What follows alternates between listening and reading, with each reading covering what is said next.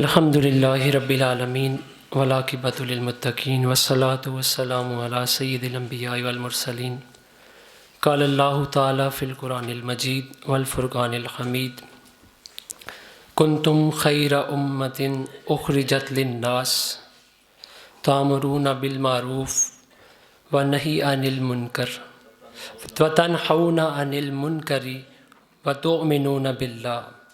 صدق اللہ العظیم۔ ربی اشرح لی صدری ویسر لی امری واحلل عقدۃ من لسانی یفقہوا قولی۔ ان اللہ و ملائکتہ یصلون علی النبی یا ایھا الذین آمنوا صلوا علیہ وسلموا تسلیما۔ سب مل کے پڑھیے الصلاۃ والسلام علیک یا رسول اللہ وعلی آلک واصحابک یا حبیب اللہ۔ الصلاۃ والسلام علیک یا رحمۃ للعالمین وعلی آلک واصحابک یا خاتم النبیین۔ میری اور آپ کی خوش نصیبی کہ اللہ رب العزت نے ہمیں ایک مرتبہ پھر آئیے دین سیکھیے کورس میں شامل ہونے کی سعادت بخشی ہے۔ اس پہ اللہ تعالیٰ کا جتنا بھی شکر ادا کیا جائے وہ کم ہے۔ رمضان کریم کے بارے میں آقا صلی اللہ علیہ وآلہ وسلم کے حدیث، آپ صلی اللہ علیہ وآلہ وسلم فرماتے ہیں اگر اللہ نے میری امت کو بخشنا نہ ہوتا تو کبھی رمضان عطا نہ کرتا۔ تو اس پہ جتنا شکر کریں وہ کم ہے۔ کیوں کہ آج 15 دن گزر گئے، ان کے بھی گزر گئے جو اس وقت نیند پوری کرتے رہے، ان کے بھی گزر گئے جو یہاں ایسی مجالس میں تشریف نہ لے جا سکے، اور ہمارے بھی گزر گئے جنہیں اللہ کا کرم ہوا جن پہ کہ اللہ نے ایسی مجلس عطا کی۔ تو ایک بڑا خوبصورت جملہ ابھی پڑھا کچھ دیر پہلے کہ لکھا ہوا تھا کہ تم اپنے اندر جو ایک خاص تبدیلی رمضان میں لے کے آتے ہو اسے رمضان تک محدود نہ کرو بلکہ اسے عمر میں تبدیل کر دو، کہ پوری عمر کے لیے تمہارا یہ معاملہ بن جائے کہ رمضان جیسی زندگی گزرے تو انشاءاللہ موت جو ہے وہ عید جیسی ہوگی۔ تو یہ جو آپ کے سامنے آیت مبارکہ تلاوت کی ہے سورہ آل عمران کی 110 نمبر آیت کا کچھ حصہ ہے کہ اللہ تعالیٰ نے جو بہترین امت کا کہا یہ کب نازل ہوئی؟ حضرت عبداللہ بن مسعود رضی اللہ تعالیٰ عنہ اور دیگر صحابہ تشریف فرما تھے کہ دوسرے کچھ لوگ پاس بیٹھے ہوئے تھے، وہ اپنی امت کے بارے میں یہ بات کر رہے تھے کہ ہماری امت زیادہ بہتر ہے، ہماری امت زیادہ بہتر ہے۔ تو یہ باتیں کر رہے تھے کہ اتنے میں کیا ہوا کہ اللہ رب العزت نے یہ آیت حضور صلی اللہ علیہ وآلہ وسلم پر نازل فرمائی کہ اے نبی آپ کی امت سب سے بہترین امت ہے۔ تو کیا ہوا؟ بہترین امت کے بارے میں بہت کچھ پڑھنے کی کوشش کی، سمجھنے کی، لیکن سمجھ نہ آئی۔ تو آخر یہ ایک عیاں کیا گیا اوپر یہ جملہ جیسے کہ آقا صلی اللہ علیہ وآلہ وسلم بھی تو سب سے بہترین ہے، انبیاء میں امام الانبیاء ہیں، خاتم النبیین ہیں، تو پھر ان کی امت بھی جو ہے وہ بہترین امت ہے۔ پھر اس کے بعد پھر غور و فکر کی تو آقا صلی اللہ علیہ وآلہ وسلم کے بارے میں یہ عیاں ہوا کہ کوئی نبی اپنی امت کے لیے اتنا نہیں رویا، کوئی نبی بھی اپنی امت کے لیے اتنا نہیں رویا جتنا میرے اور آپ کے آقا مولا حضرت محمد مصطفیٰ صلی اللہ علیہ وآلہ وسلم روئے ہیں۔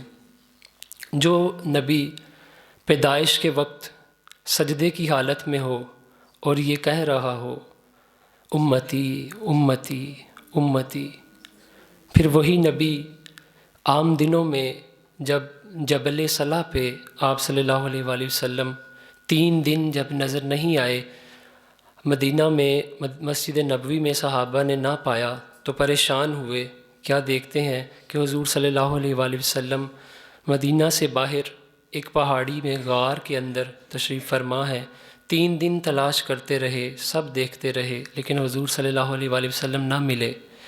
تو ایک چرواہے سے پوچھا کہ تم نے اس حلیے کا کوئی شخص دیکھا ہے؟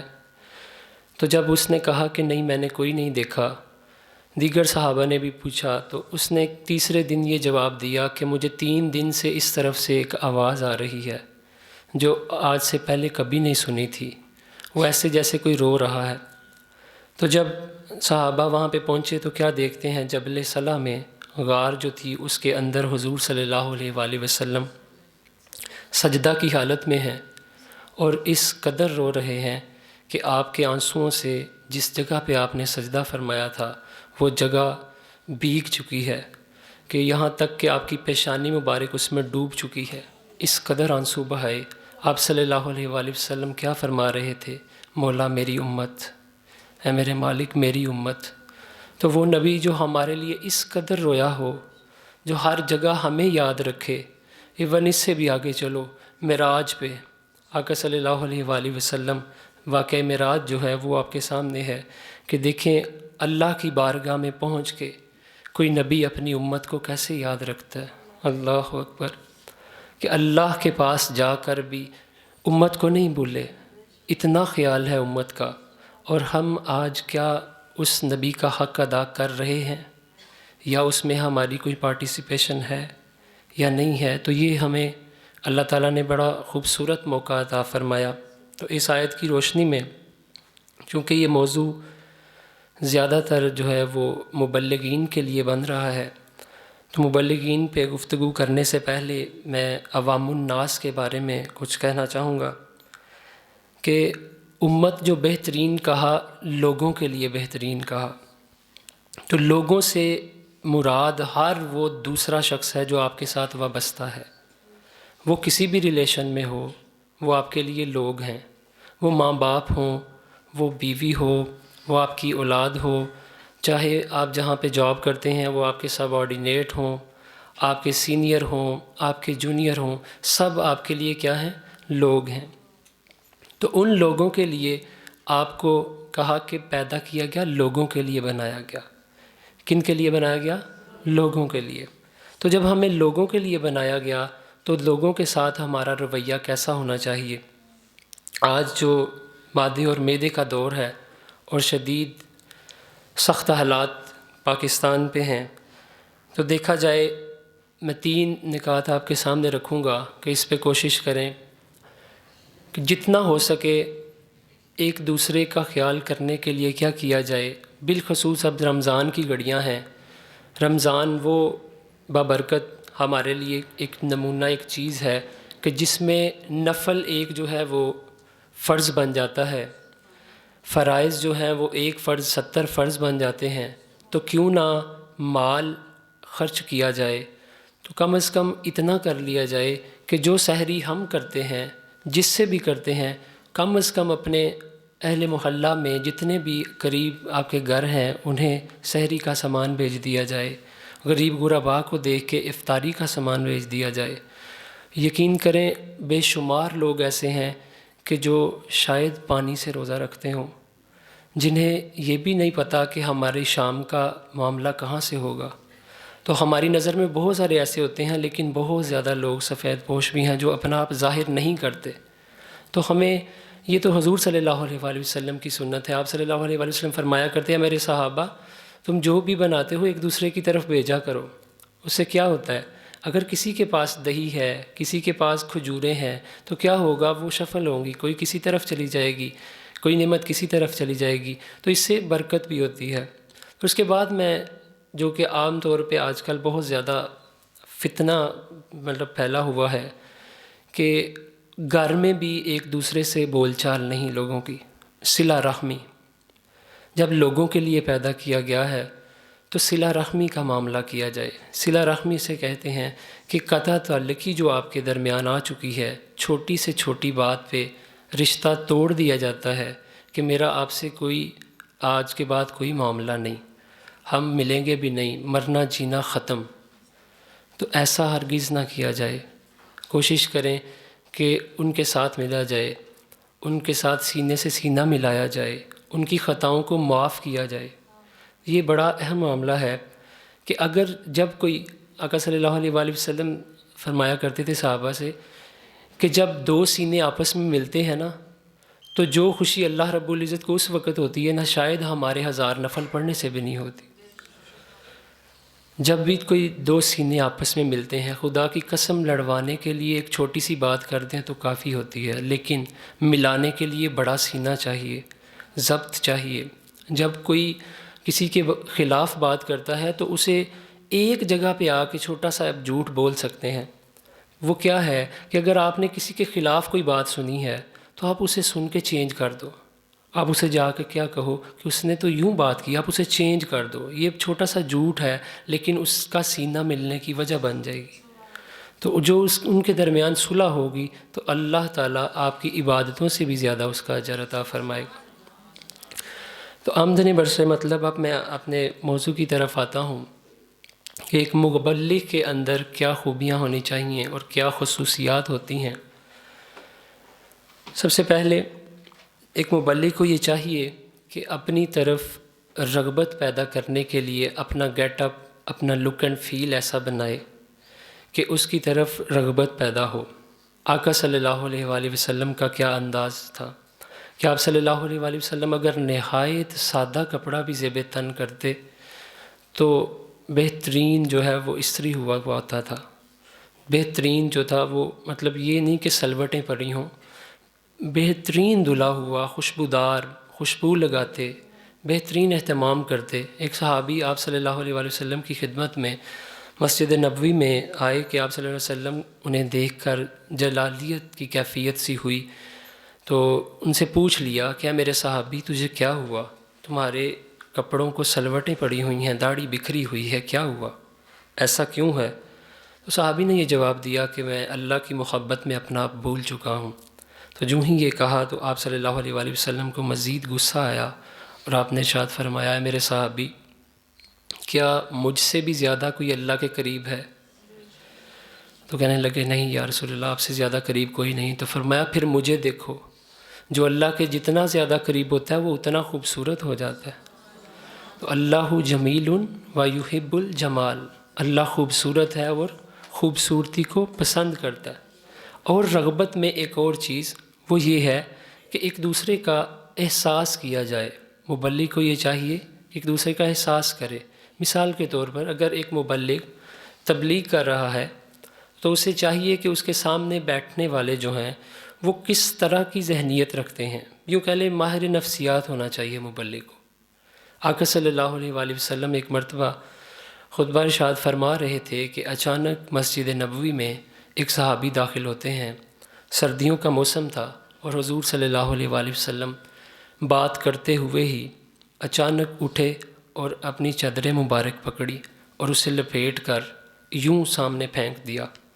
جب وہ چادر صحابی تک پہنچی تو آپ نے یہ کہا کہ اے میرے صحابی اسے بچھاؤ اور بیٹھ جاؤ کیونکہ زمین ٹھنڈی ہے.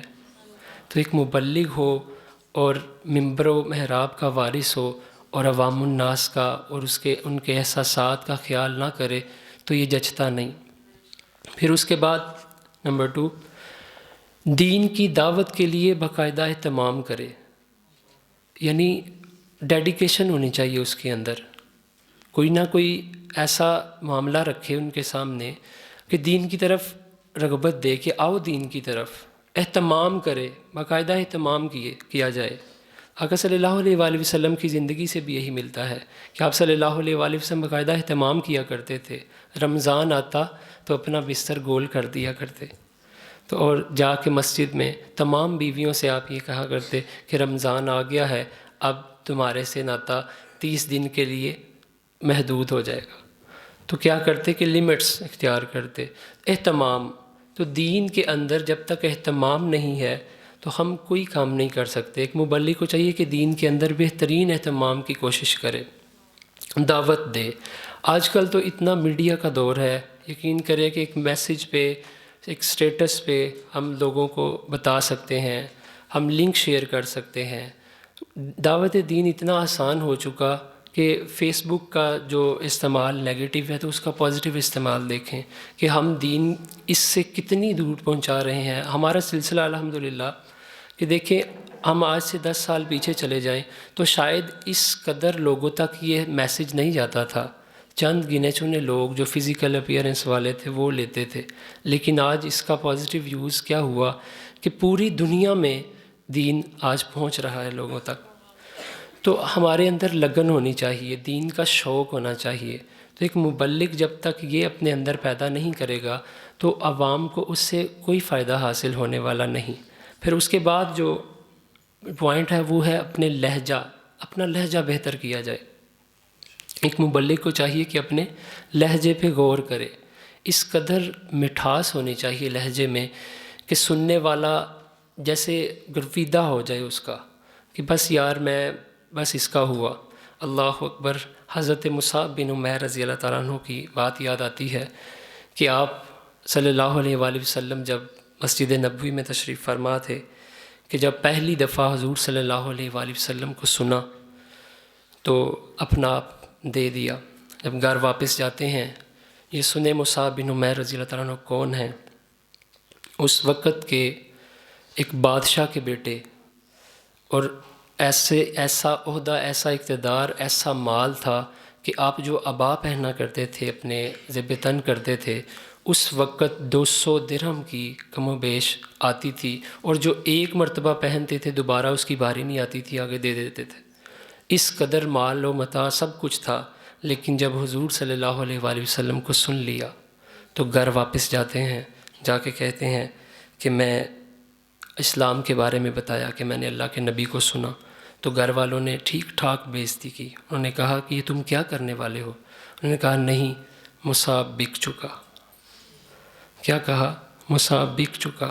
تو جب اتنا یہ لفظ کہے تو گھر والوں نے کہا اچھا اگر یہ بات ہے تو سنو، اب جو کچھ بھی تمہارے پاس ہے وہ سب کچھ ہم تم سے لیتے ہیں، یعنی آگ کرتے ہیں تمہیں، ہم اپنے گھر سے نکالتے ہیں۔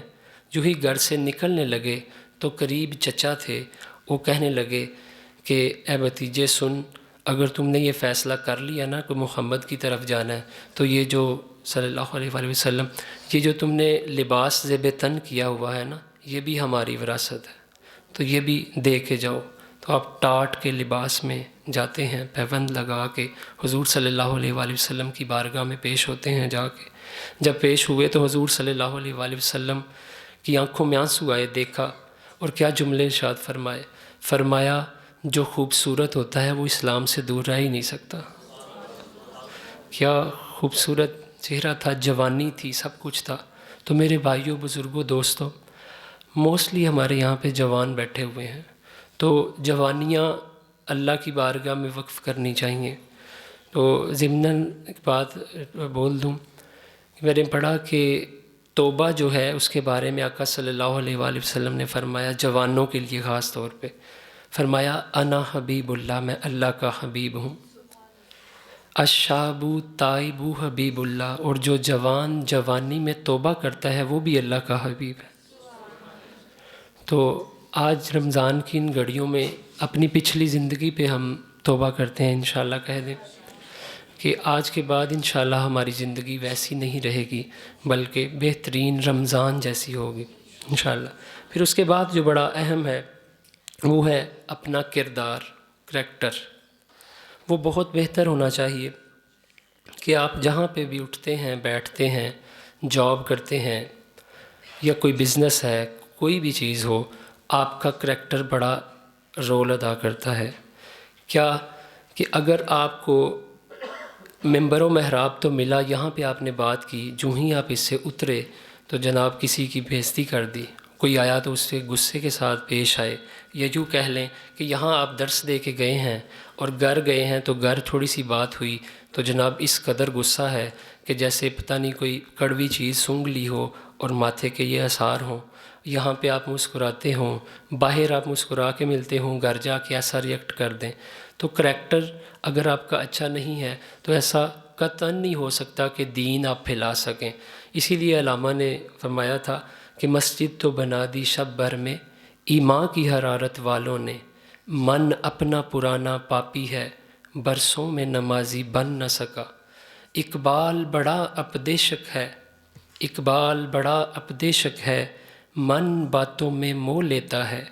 اقبال بڑا اپدیشک ہے، من باتوں میں موہ لیتا ہے، گفتار کا غازی تو یہ بنا، کردار کا غازی بن نہ سکا۔ تو اگر کردار نہیں بدلتا تو ہم قطعاً دین کا کچھ نہیں کر سکتے۔ ہمارا اٹھنا بیٹھنا، ہماری ہر چیز نوٹ کی جاتی ہے۔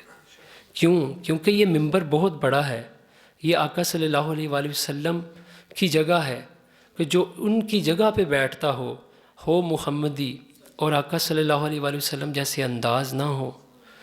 میرے آقا صلی اللہ علیہ وسلم کے کردار سے بڑھ کے کس کا کردار ہو سکتا ہے؟ دیکھیں کیسا طائف میں کیا ہوا، شدید پتھر برسائے گئے، سب کچھ ہم سنتے آتے ہیں، بچپن سے سنتے آ رہے ہیں کہ آپ صلی اللہ علیہ وآلہ وسلم پہ پتھر برسائے گئے، یہاں پہ پیشانی مبارک پہ پتھر لگتا ہے تو ان کا کیا انداز ہے کہ وہ خون جوتوں کے اندر چلا جاتا ہے، آپ کے نالین بھر جاتے ہیں۔ تو کیا یہ صرف سننے کی حد تک ہے؟ آپ نے اس کے جواب میں کیا کیا تھا؟ کردار پیش کیا تھا۔ کیا کردار پیش کیا تھا؟ صبر کیا تھا۔ جب جبرائیل آتے ہیں کہ اس بستی کو الٹ دیا جائے، میں ابھی تباہ کر دوں، اللہ کا حکم ہوا، تو آپ صلی اللہ علیہ وآلہ وسلم نے کیا فرمایا تھا کہ مجھے رحمت بنا کے بھیجا گیا۔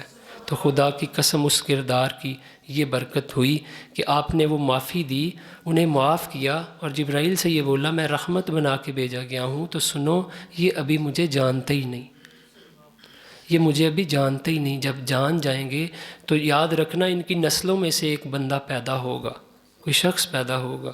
تو پھر وہ محمد بن قاسم پیدا ہوا تھا جو طائف کی نسل میں سے تھا۔ اس سے بھی آگے چلے، ہندا کا جو معاملہ بھی کچھ دن پہلے آپ نے سنا، ہندا جو تھی آپ کے چچا کے ساتھ جو معاملہ اس نے کیا حضرت حمزہ رضی اللہ تعالیٰ عنہ کے ساتھ، تو آپ صلی اللہ علیہ وآلہ وسلم نے اسے بھی معاف کیا۔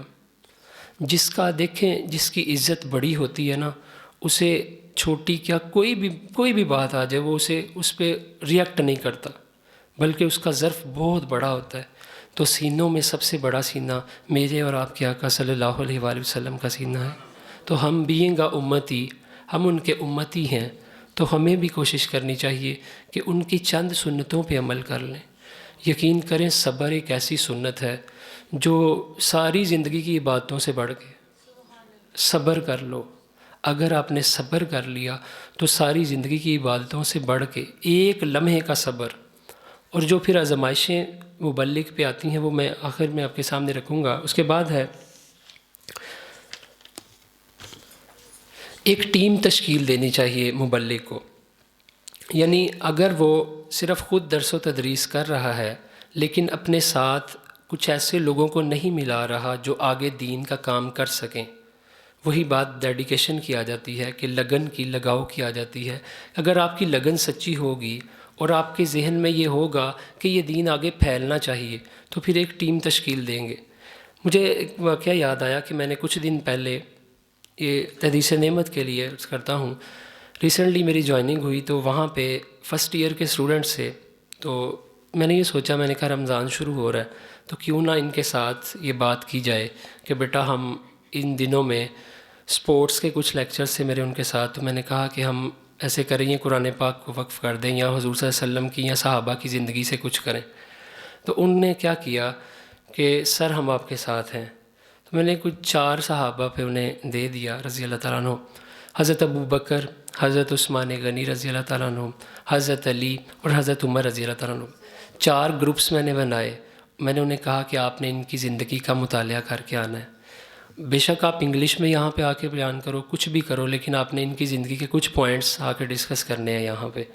تو یقین کیجئے گا سیدنا ابو بکر صدیق رضی اللہ تعالیٰ عنہ کے گروپ سے ایک لڑکا کھڑا ہوتا ہے اور کہتا ہے کیا اس کے اندر سچائی اور لگن تھی اور تڑپ تھی کہ ایک جوان فرسٹ ایئر کا اسٹوڈنٹ، اس کی آنکھ میں آنسو ہیں اور کہتا ہے sir I am really impressed by the life of Abu Bakr Siddiq رضی اللہ تعالیٰ عنہ۔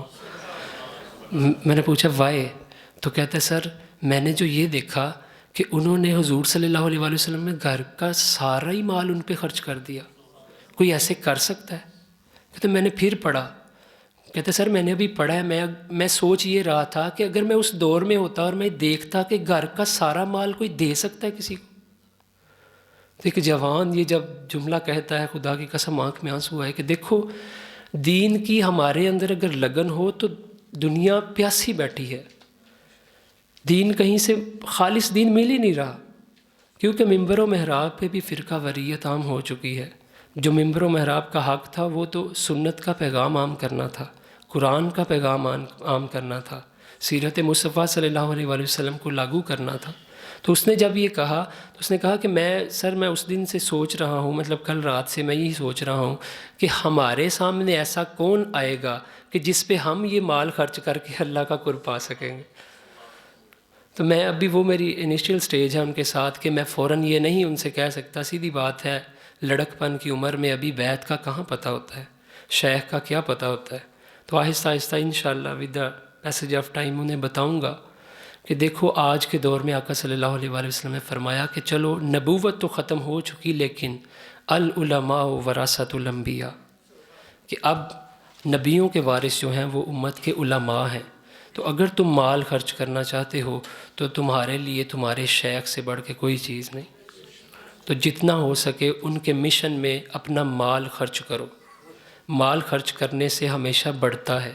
دیکھنے میں یوں لگتا ہے کہ یہ کم ہوتا ہے، ایسا نہیں ہے. اور جو مال شیخ کے ہاتھ پہ خرچ کیا جائے، خدا کی قسم اس کا تو کوئی ثانی نہیں نا، اس کو کسی کے ساتھ میچ نہیں کر سکتے ہم. اور ہمارے آپ کے سامنے یہ مشن آپ کے شیخ کا ہے کہ دیکھیں ماشاءاللہ سے اتنا بڑا نظام آپ کے سامنے، جس مرکز میں آپ بیٹھے ہوئے ہیں چند سال پیچھے جائیں تو یہاں پہ کیا تھا، کچھ بھی نہیں تھا. لیکن اللہ کا کرم ہوا کہ آج کئی مبلغین یہاں سے تیار ہو رہے ہیں. یہ جو آپ کے سامنے چہرے ہیں تر و تازہ نظر آ رہے ہیں، یہ وقت کے امام انشاءاللہ بنیں گے. تو یہ اللہ سے دعا کرنی چاہیے وَجَعَلْنَا لِلْمُتَّقِينَ إِمَامًا، کہ اللہ ہمیں متقین کا امام بنائے. پھر اس کے بعد ایسا ہوگا کب؟ ایسا تب ہوگا جب آپ خود پیور ہوں گے، خالص ہوں گے. جب تک آپ دیکھیں، جب تک ایک دیا خود جل نہیں رہا وہ کسی کو جلا نہیں سکتا. جب تک آپ اندر سے خود نہیں جلیں گے، شعلے سے ہی شعلہ جلتا ہے، یعنی دیے سے دیا چلتا ہے. تو ہمیں اپنے آپ کو پہلے تیار کرنا ہے. اپنے آپ کو پیوریفائی کریں گے تو وہ ہے اس کا بہترین طریقہ یہ ہے کہ ذکر کیا جائے. ذکر کے سے بڑھ کے کوئی ایسی چیز نہیں جو ہمیں اخلاص تک پہنچائے، اور وہ ہے ذاکرین سے ملتا ہے. ان رحمت اللہ قریب من المحسنین. تو ہم اگر محسنین کے پاس آئیں گے تو انشاءاللہ ہمیں ذکر کی برکت حاصل ہوگی. اور اگر ذکر صحیح ذکر ہو گیا، جیسے یہ نشستیں ہوتی رہیں یہ فجر کے بعد، تو جو شامل ہوتے رہے انشاءاللہ اس کی برکت سالہ سال دیکھیں گے. تو ہمیں خود کو پیوریفائی کرنا چاہیے، یہ بڑا اہم نقطہ ہے. پھر اس کے بعد ایک خوبی ہے جو اس کے اندر ہونی چاہیے، اور وہ ہے بدتمیزی کو برداشت کرنا. یہ اتنا اہم نقطہ ہے کہ اگر میں یوں کہوں کہ ایک مبلغ اگر یہ نہیں کر سکتا نا تو وہ تبلیغ کیا کچھ بھی نہیں کر سکتا. وہ زندگی کا کوئی بھی معاملہ ٹھیک سے نہیں گزار سکے گا. کیوں؟ کیونکہ دیکھیں آزمائشوں میں سب سے پہلی آزمائش آپ کے گھر سے شروع ہوتی ہے، اور وہ ہے بیوی. کیوں؟ کیونکہ وہ آپ کا ہر معاملہ، ہر آپ کی جو حرکت ہے اس کو وہ جانتی ہے. تو اس نے تو کبھی بھی آپ کی بات کو ویلیو نہیں دینی. تو اس کا مطلب یہ نہیں ہے کہ آپ اس وجہ سے فوراً تتر بتر ہو جائیں اور چھوڑ دیں. آزمائشوں میں نے کہا کہ میں عرض کروں گا ان میں یہ ہے، سب سے پہلے تو آزمائش بیوی بنتی ہے. ایون یہ ہوتا ہے کہ اللہ معاف فرمائے وہ یہ کہہ دیتی ہے کہ یہ آپ کو داڑھی سوٹ نہیں کر رہی، تو ہم اس کے اس جملے پہ اسے گٹر میں بہا دیتے ہیں. تو دیکھیں آقا صلی اللہ علیہ وآلہ وسلم نے فرمایا تم تب تک مومن نہیں ہو سکتے جب تک تم اپنے مال، اپنی اولاد، اپنی بیوی، ایون اپنی زندگی کا سب کچھ سے بڑھ کر مجھ سے محبت نہیں کرتے. یعنی ہمارا کرائیٹیریا محبت کا کیا ہے؟ حضرت محمد مصطفیٰ صلی اللہ علیہ وآلہ وسلم. سب سے بڑھ کے ہمیں محبت کس سے کرنی ہے یا کس کو فرسٹ پریورٹی پہ رکھنا ہے؟ وہ ہیں حضرت محمد مصطفیٰ صلی اللہ علیہ وآلہ وسلم. تو ہم نے کسی کی بھی بات کی پرواہ نہیں کرنی ہوتی. اگر کوئی آپ کے ساتھ بدتمیزی کرتا ہے تو یہ یاد رکھیں آپ کو اس کا جواب کیسے دینا ہے. اخلاق کی ڈیفینیشن ذہن میں آئی کہ اخلاق کیا ہوتا ہے. اخلاق یہ نہیں کہ اگر آپ کو کوئی ادب سے بلائے تو آپ ادب سے پیش آ جائیں. نہیں. اگر آپ کو کوئی بدتمیزی سے پیش آتا ہے تو آپ اس کے جواب میں جو محبت سے پیش آتے ہیں اسے اخلاق کہتے ہیں. اگر کوئی آپ کے ساتھ اچھا پیش آیا ہے تو آپ نے بھی جی کہہ کے بلا لیا تو یہ یاد رکھیں یہ ٹریڈنگ ہے، تجارت ہے. یعنی جو لیا وہ دیا. تو لیکن جب آپ کے ساتھ کوئی برا پیش آتا ہے اس کے جواب میں آپ کا ریئیکشن کیسا ہے؟ That is the point. وہ ہے اخلاق. تو بدتمیزی کا جواب آپ کس طرح دیتے ہو، یہ ہے ایک مبلغ ہونا، اسے اخلاق کہتے ہیں۔ تو بہترین اخلاق میں آقا صلی اللہ علیہ وآلہ وسلم سے بڑھ کے کون ہو سکتا ہے کہ آپ صلی اللہ علیہ وآلہ وسلم کے پاس ایک بدو آتا ہے، اس کا کچھ ادار کا لین دین کا معاملہ تھا، حضور صلی اللہ علیہ وآلہ وسلم ابھی منبر و محراب پہ بیٹھے ہوئے ہیں اور ابھی بات کمپلیٹ ہوئی کہ وہ آتا ہے اور آپ صلی اللہ علیہ وآلہ وسلم کے گردن میں اپنی چادر جو ہے وہ ایسے باندھ دیتا ہے اور کھینچتا ہے، دونوں طرف سے کھینچتا ہے کہ حضور صلی اللہ علیہ وآلہ وسلم کے شدید سرخ نشان آ گئے۔ صحابہ کو غصہ آیا، ان کا یہ تھا کہ حضور ابھی اشارہ کریں گے کہ ہم بس اس کو جو ہے وہ بچھاڑ دیں گے، تو حضور صلی اللہ علیہ وآلہ وسلم نے اشارہ کیا کہ نہیں، رہنے دو، منع کیا۔ تو اسے کہا اے اللہ کے بندے، تیرا میرے ساتھ وعدہ اگلے جمعہ کا تھا، ادار جو تو لینے آ گیا ہے، تیرا میرے ساتھ جو وعدہ تھا وہ اگلے جمعہ کا تھا۔ اس نے معافی مانگی اور چلا گیا۔ تو حضور صلی اللہ علیہ وآلہ وسلم نے بھی تب یہی فرمایا کہ میرے صحابہ، پتہ تمہارا تب چلتا ہے، اخلاق کا پتہ تب چلتا ہے جب کوئی برا پیش آئے۔ یہ کیا بات ہوئی کہ وہ آ کے میرے سے آرام سے بات کرتا اور میں آرام سے، نہیں، اگر اس نے ایسا کیا تو کوئی بات نہیں، اس سے غلطی لگ گئی تھی۔ اللہ اکبر۔ تو یہ کردار ہے ہمارے اور آپ کے آقا صلی اللہ علیہ وآلہ وسلم کا۔ تو انشاءاللہ کہہ دیں کہ کوشش کریں گے کہ کردار انشاءاللہ بہتر ہوں۔ پھر اس کے بعد ہے آزمائش میں جو سب سے بڑھ کے آزمائش آتی ہے وہ آتی ہے بیماری کی۔ دیکھیں بیماری آ جاتی ہے تو ہم لوگ سب سے پہلے دین کی مجلس کو ہی چھوڑتے ہیں، جبکہ فرائض کا یہ عالم ہے کہ اللہ تعالیٰ نے نماز کو کسی بھی حالت میں معاف نہیں کیا کہ اگر تم کھڑے ہو کر نہیں پڑھ سکتے تو بیٹھ کے پڑھ لو، اگر بیٹھ کر بھی نہیں پڑھ سکتے تو لیٹ کر پڑھ لو، اگر لیٹ کر بھی نہیں پڑھ سکتے تو آنکھوں کی پتلیوں سے پڑھ لو، اشاروں سے پڑھ لو، اگر یہاں سے بھی نہیں پڑھ سکتے تو دل سے پڑھ لو، لیکن چھوڑنا نہیں۔ تو ہم جب دینی مسائل میں جب بھی ہم مبتلا ہوتے ہیں کہ دین کا معاملہ آتا ہے تو کیا ہوتا ہے کہ ہم بیماری کی وجہ سے سب سے پہلے اس مجلس کو چھوڑتے ہیں، اور سب سے بڑھ کے یہ کہ اللہ معاف فرمائے کہ اللہ سے ایک سٹیپ پیچھے چلے جاتے ہیں کہ میں بیمار ہو گیا ہوں لہٰذا اب کیا۔ اللہ اکبر۔ بابا فرید رحمۃ اللہ علیہ کی بات یاد آئی، آپ کو ایک دفعہ کھانسی لگ گئی تو آپ کی والدہ محترمہ کہنے لگیں کہ اے فرید، لوگوں کے لیے دعائیں کرتے ہو، آپ مستجاب الدعوات تھے، روزانہ بیٹھا کرتے تھے، لوگ لائنوں میں آتے اور دعا کرواتے آپ سے۔ تو کیا ہوا کہ آپ کو شدید کھانسی تھی، تقریباً ہفتہ گزرا تو والدہ سے برداشت نہیں ہوا کہ اس قدر کھانسی ہے، تو میں اس سے کہتی ہوں کہ لوگوں کے لیے دعا کرتے ہو تو اپنے لیے بھی دعا کر لو۔ تو کیا ہوا، 2-3 دن لگاتار کہتی رہیں کہ بیٹا اپنے لیے بھی دعا کرو، تو آپ مسکراتے اور چلے جاتے۔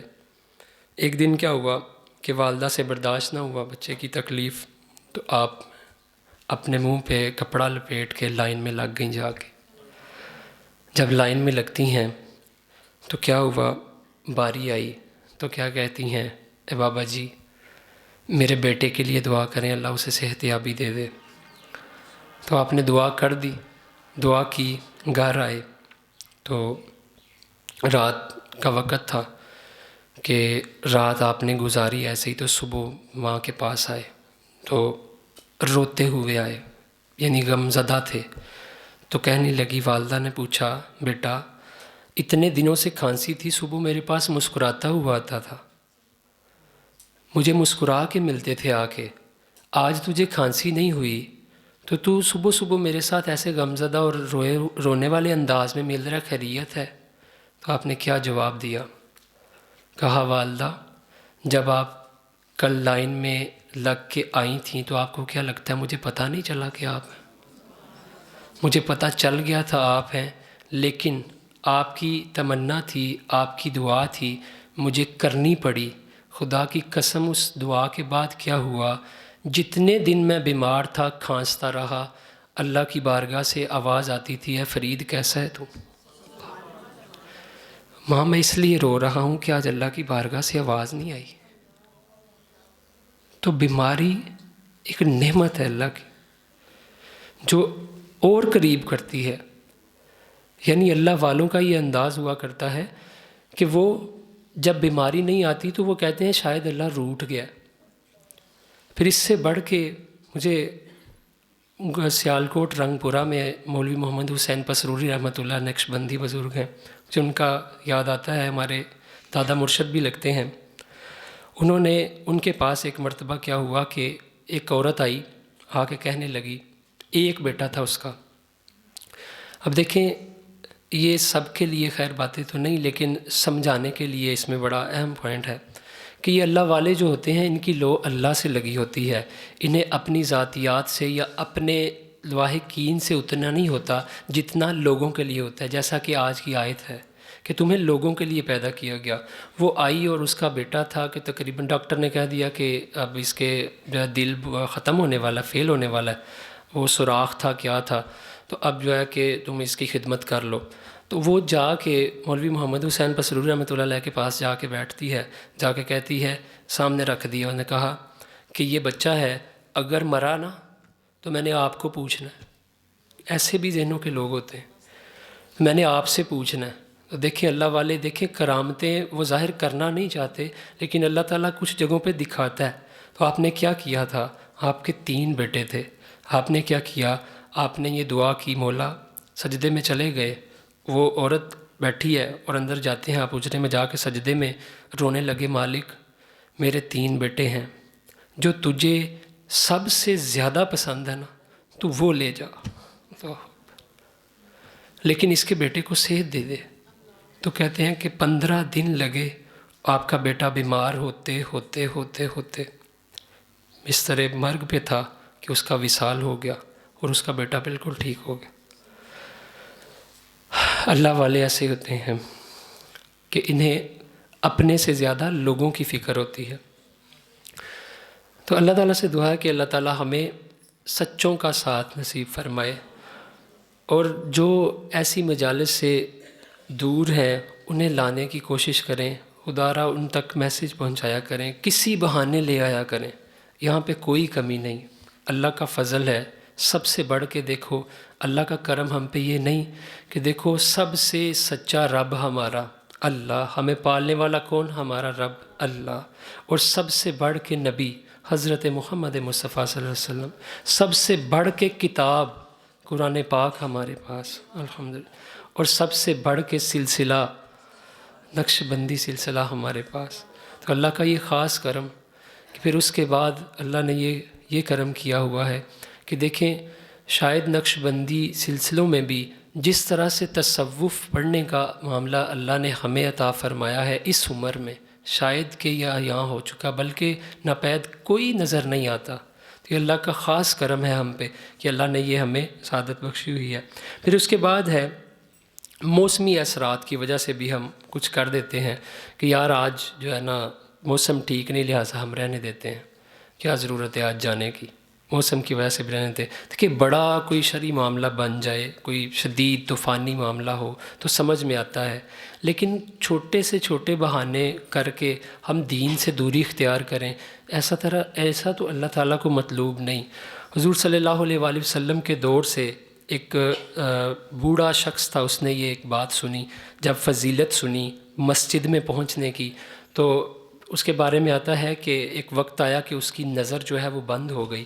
جب نظر بند ہوتی ہے تو اس نے کیا کیا، اس نے کہا ایسے کرو کہ تم مسجد کے ساتھ ایک ٹھونک دو، ٹھیک ہے، مطلب ایک لکڑی کا کچھ لو اور اس کے ساتھ رسی باندھو، اور ایک جو ہے میرے گھر کے باہر اسے رکھو، اور اس رسی تک مجھے بس پہنچا دیا کرو، میں مسجد میں پہنچ جاؤں گا۔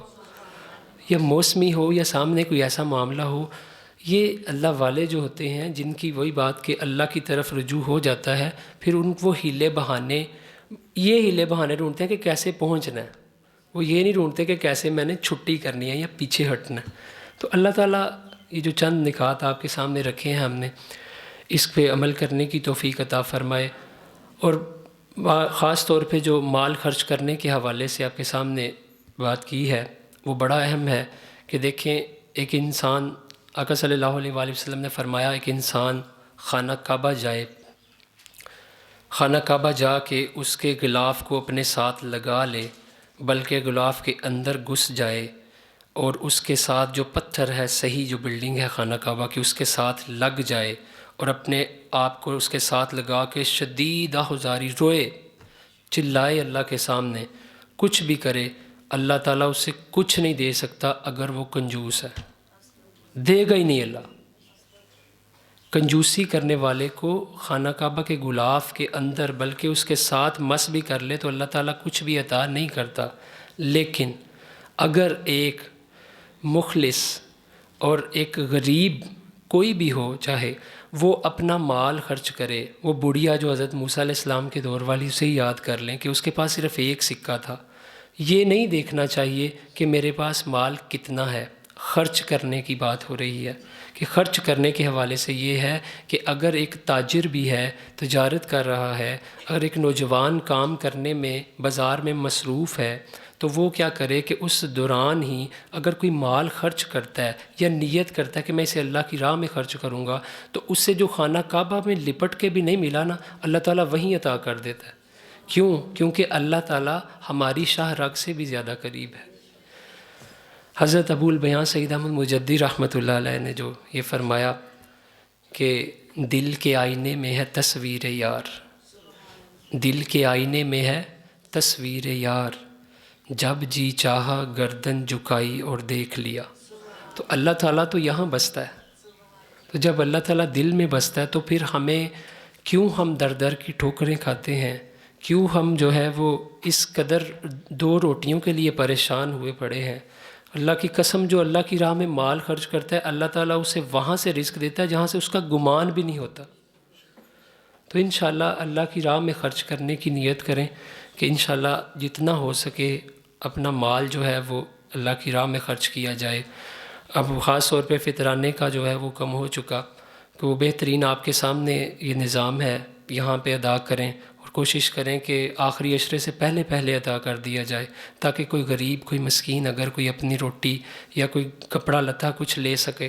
تو یہ بڑا اہم معاملہ ہے کہ ہم فطرانے کو عید کے دن پہ ڈال دیتے ہیں، وہ اس وقت کیا جا کے خریدے گا، کیا سلائی کرے گا، کیا ذب تن کرے گا۔ تو ہمیں یہ خیال کرنا چاہیے کہ رمضان کے شروع ہونے سے پہلے ہی کوشش کیا جائے کہ یہ جتنا بھی ہے جو فطرانے کا مال ہے یا جو کوئی ایکسٹرا مال جو بھی آپ خرچ کرنا چاہتے ہیں، اسے پہلے دے دیا جائے، تاکہ کوئی غریب پہنے تو اس کی آنکھوں میں جو آنسو ہوں تو وہ آپ کی آخرت کا سبب بنے، آپ کی آخرت کے لیے وہ بہترین سما ہوگا۔ جو کسی کی غریب کی آنکھ میں جو آنسو ہوتا ہے وہ آپ کی آخرت کا بہترین سما ہے، جو شاید ہماری عبادتوں سے نہیں ہوگا، جو کہ کسی غریب کے کام آنے سے ہوگا۔ تو اللہ تعالیٰ سے دعا ہے کہ یہ جو چند کلمات آپ کے سامنے رکھے ہیں اور چند نکات آپ کے سامنے رکھے ہیں، اللہ تعالیٰ ہمیں ان پہ عمل کرنے کی توفیق عطا فرمائے اور صبر کرنے کی توفیق عطا فرمائے، اور دوسروں کے ساتھ بہترین جو ہے وہ پیش آنے کی توفیق عطا فرمائے، اور ایک دوسرے کو معاف کرنے کی توفیق عطا فرمائے کہ ہم دوسروں کی غلطیوں کو معاف کریں، جتنا ہو سکے معاف کریں، اور دین کی طرف دعوت دینے کا اہتمام کریں۔ اللہ تعالیٰ ہمیں عمل کی توفیق عطا فرمائے۔ وما علینا الا البلاغ۔